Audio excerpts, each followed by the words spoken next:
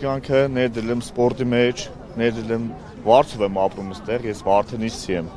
Եկել եմ այստեղ, զբաղվում եմ պրոֆեսիոնալ պաուրլիֆտինգով։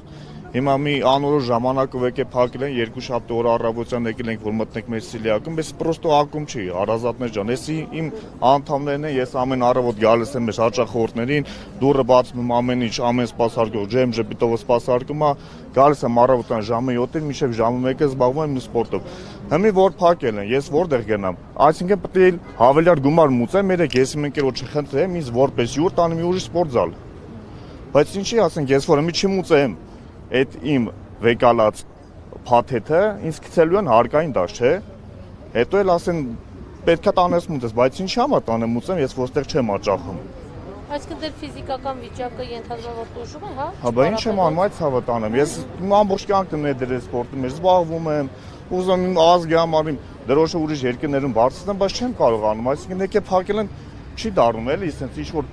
առանց զգուշացնելու գան 2 ժամ առաջ բռնեն փակեն, դες չի դառնում էլի։ Տեսեք մի քանի օր այսպես ակտիվ համացանցում շրջանառման տեսակետ է, որ շատ սպորտսմեններ, ովքեր հենց Ծառուկյանի ձեռքից հաց են կերել, հա, կարիերա են ունեցել, առաջ են գնացել, այս դեպքում կարծես լռում են։ Դուք ինչ խոսք ունեք ձեր այդ սպորտսմեն ընկերների։ Ես այդ մեր սպորտսմեն ընկերների վրով ռելս եմ տեղադրել Instagram-ում, ես չգիտեմ ով իր ձևի մտածելակերպ ունի, արգել ես բայց չի կարելի էլի այդքան ես չեմ ուզում ինչ որ մի անձած վիավորեն կամ չգիտեմ ճակերտավոր մարդկանց ինչ որ մի հերուներից բանացեն, բայց չի կարելի մարդ ուղակի այդքան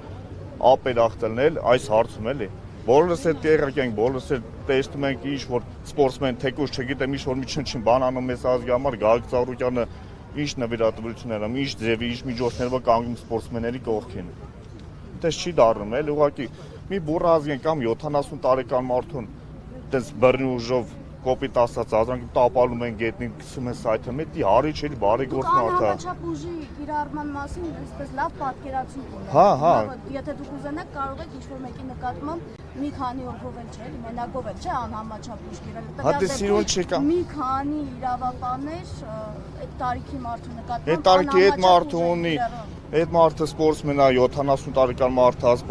զբաղվում է սպորտով, ունի բազմաթիվ տրավմաներ, չի կարելի մարդուն ասես վեգալ էլ տանել մի անգամից տալ կամ տանում է չետքան իրանց։ Չէ, որ մտան այսպես կարծես թե գրոհի էին մտնում, մի անգամից դարպասից ներս մտան։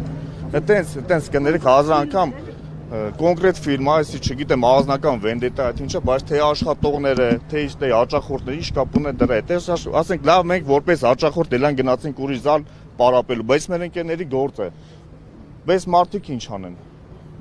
Այսօր չի Հայաստանը լեփլեցուն է sense զալերով կամ չգիտեմ, ամեն մի զալ չէ, ոսես պրոֆեսիոնալ զալ է։